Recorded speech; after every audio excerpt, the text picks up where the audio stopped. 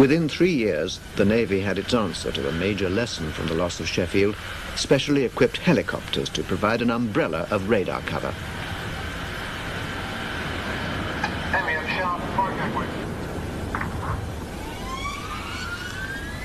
Inside this weatherproof bag is a radar scanner which would provide early warning for a task force.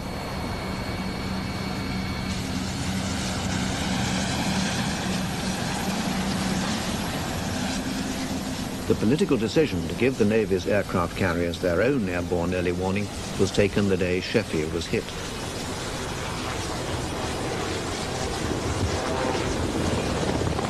Once the helicopter is airborne, the radar scanner is swung down to give a full 360-degree coverage.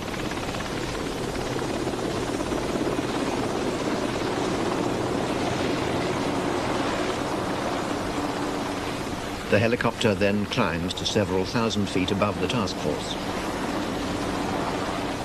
At this height, Earth curvature is much less of a problem than at sea level. The two observers can see up to 150 miles from the task force. In this position, they can control their sea harriers, but crucially they can direct them out to intercept enemy intruders.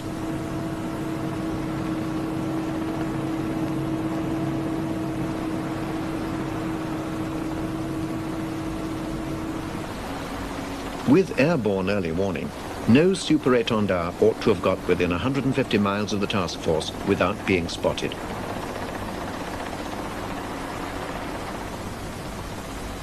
In the Falklands War, the Sea Harriers had to work without such guidance. So what was their role in the missile age? We knew of Exocet. Of course, we have Exocet in the Royal Navy. And we had a part to play in defending against that threat. The Sea Harrier is the outer ring of defense of the fleet. And as such, we are there to shoot down enemy aircraft who hope to attack the fleet. For the Argentines, what was the most important means of eluding the Sea Harriers? Qué buena pregunta que me acaba de hacer. Realmente no se la puedo responder. Si yo le llegara a responder a usted esta pregunta,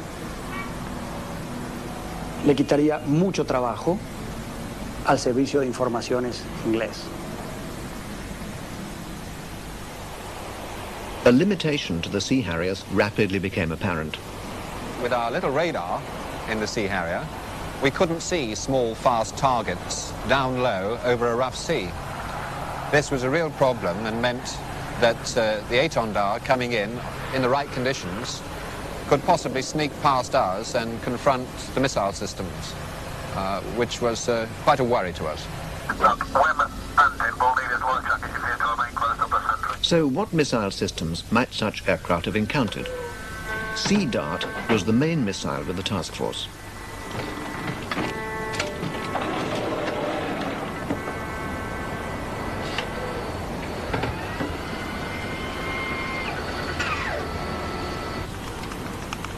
It's a medium-range missile designed against aircraft targets at up to 30 miles.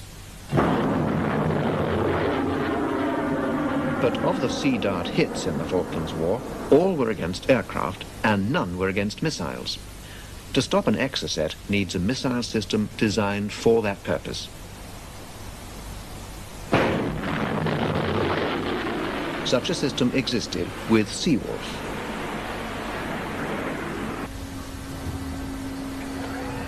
The missiles are light, highly maneuverable, but short range.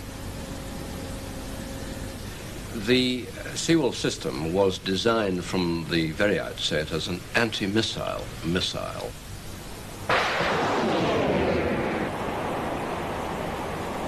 The missile is very high speed, flying at more than Mach 2, and therefore it's a very quick engagement at relatively short range, because the system engages its target at a maximum range of only 5 kilometers, and that's pretty much whites of eyes stuff when you're watching the threat develop from inboard.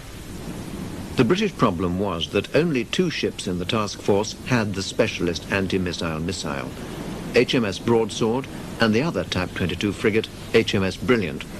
How best to use these 2 ships became a crucial question. it became quite obvious that one of the greatest dangers was that we might lose one of the carriers to Exocet attack.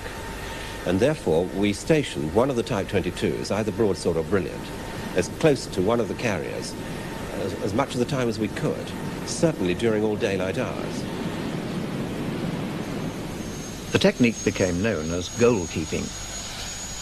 3 weeks after the loss of Sheffield, the limitations of having only 2 ships with Seawolf were to become all too evident. On the 25th of May, the unarmed merchant ship Atlantic Conveyor joined the task force, bringing more supplies, including helicopters and Harriers. Unloading to the nearby carriers had not finished when the Argentines attacked. El 25 de mayo de 1982, 2 aviones Super Etendard con otros 2 misiles despegaron para atacar un blanco que, según la información inglesa, habría sido el Atlantic Conveyor. El ataque se hizo por el norte de las islas y en cuanto a las características del ataque en sí, no difirió en absoluto del ataque al Sheffield. But to the British there was a difference. HMS Brilliant picked up the attack with its Seawolf system. The system responded exactly as I would have hoped. It immediately alerted onto the fact that there was a pair of Exocet missiles streaking across the horizon and put the Seawolf system straight onto it. On the other hand, the computer immediately informed us that it was outside of our range, no threat to us, and there was no question of us being able to fire. It was too long a range for the self-protection Seawolf. Atlantic Conveyor had only just arrived in the battle zone. Isn't the lesson that essential merchant ships should be armed? The Navy think not. And the reason we don't want to put defensive systems into merchant ships is not because it's difficult to put a small rocket system like Seawolf aboard the ship. But what it is difficult to do is to put this kind of monitoring system into the merchant ship so that the merchant ship is aware of what's going on. So she doesn't try and shoot down your own Sea Harriers, our own Seawolf missiles, all the decoys that are flying around, all the complexity of modern warfare. That's very difficult to put into a merchant ship. And a merchant ship armed with missiles that it could fire off against anything it saw coming could be a lethal danger to every other ship in the force. But had the Argentines planned to attack a merchant ship? No sabíamos exactamente qué era lo que íbamos a atacar y como usted sabrá, en la pantalla de radar de los aviones no aparece la identificación del blanco. Fuimos a atacar en ese lugar porque sabíamos que algo había y finalmente cualquier blanco para nosotros era rentable. Resultó ser este, que creo que fue muy rentable, pero como fue el Atlantic Conveyor, según la información de ustedes, podría haber sido cualquier otro.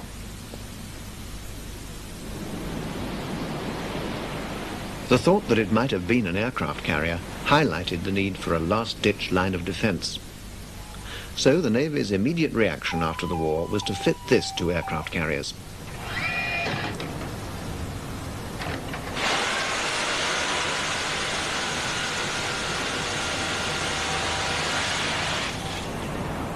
It's for the last 5 seconds of a missile attack. In that short time, several hundred bullets would be fired at the target. The manufacturer's film shows that it can be done.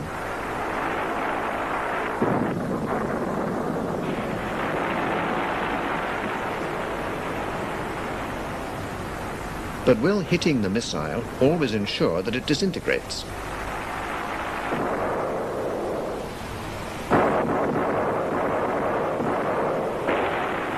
And at such short range, will the debris be almost as lethal as the original missile?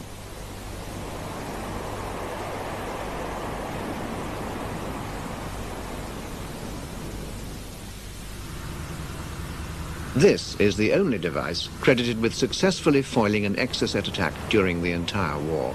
It's a chaff launcher.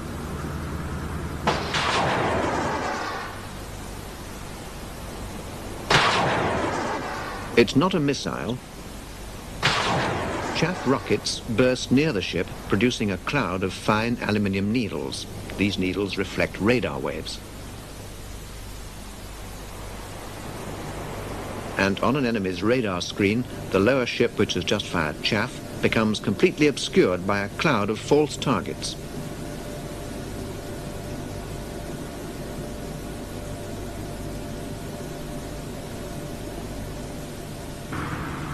Originally developed in World War II, chaff had an unexpectedly good war in the Falklands. Even so, current chaff launchers are not very sophisticated. In particular, precise positioning of the chaff cloud is difficult. Controlling the chaff cloud depends on fuse time, and the only way to adjust that is by hand on deck.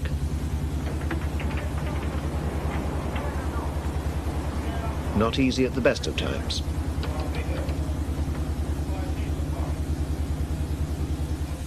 Since the war, Plessy have developed what they term seduction mode chaff. A computer in the operations room would take into account all these factors in order to time and place the chaff cloud precisely.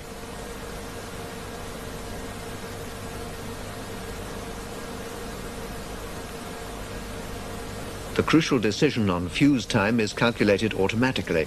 The computer decides when to fire. The aim is to do what was never possible during the war, to break the hold of a missile whose radar has locked onto a ship.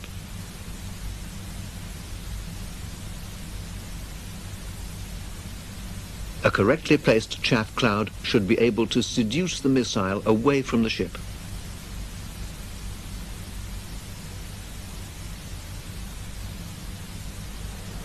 Precise timing and placing are vital. The computer can show what the consequences would be of an error of just a quarter of a second in the fuse time. The chaff rocket explodes after 1.5 seconds. The chaff cloud is represented by a bar, and this starts to float into the rectangle representing the area in which the missile's radar is looking for a target. At this stage, the missile is already locked onto the ship. The wind blows the edge of the chaff bar into the area swept by the missile's radar. The center of interest moves off the ship.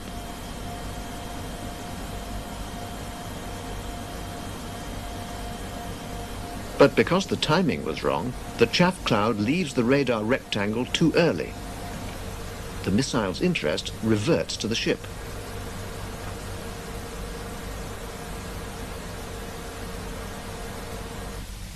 This is what it looks like from the missile's point of view. The chaff cloud hooks its attention, but can't hold it. The system's test will, unfortunately, be the next war.